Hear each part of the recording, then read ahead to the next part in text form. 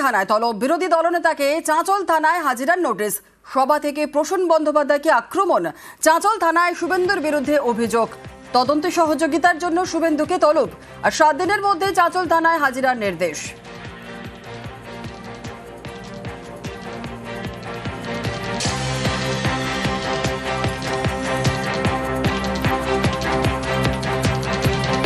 ঠিক কি বলেছিলেন বিরোধী দলনেতা শোনাবো।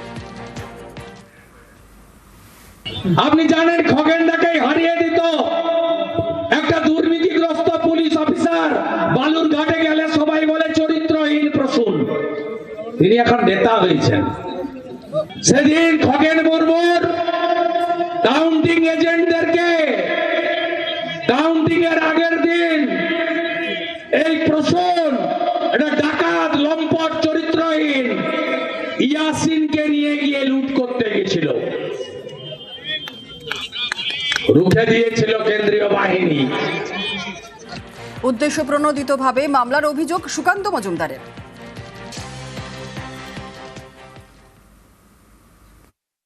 পলিটিক্যাল মঞ্চ থেকে বলা একটা বিষয়, এটাকে নিয়ে মামলা কেউ করতেই পারে, সেটা হচ্ছে কোর্টে গিয়ে আমার সম্মানহানি হয়েছে এই মামলা কেউ করতে পারে, কিন্তু পুলিশের কাছে এই এফআইআর কেন করা হলো, তার উদ্দেশ্য কি বোঝা যাচ্ছে। এবং যেহেতু একসময় যে ব্যক্তি সম্পর্কে বলা হয়েছে সেই ব্যক্তি মালদা সহ এই বিস্তীর্ণ এলাকায় ডিআইজি ছিলেন, আমার মনে হচ্ছে তার পুরনো পদের তিনি অপব্যবহার করছেন। যে কেউ পুলিশে অভিযোগ করতেই পারেন, তোপ জয়প্রকাশের। সুকান্ত মজুমদার একটু পড়াশোনা করেছেন জীববিদ্যা নিয়ে। তিনি ভারতীয় আইনের পরিধি নিয়ে হঠাৎ এত মাথা ঘামাতে শুরু করলেন কেন? ডিআইজি ছিলেন বলে শুভেন্দু অধিকারীর অধিকার হয়েছিল তাকে অপমান করার।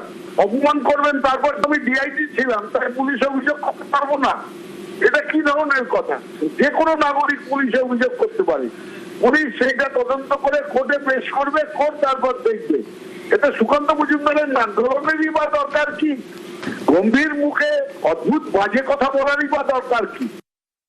হেডলাইন্স নাও নিবেদন করছে শুধু রুক্ষতা নয়, ত্বকের ট্যান দূর করে সৌমি স্ক্যানের brightening hand and body lotion.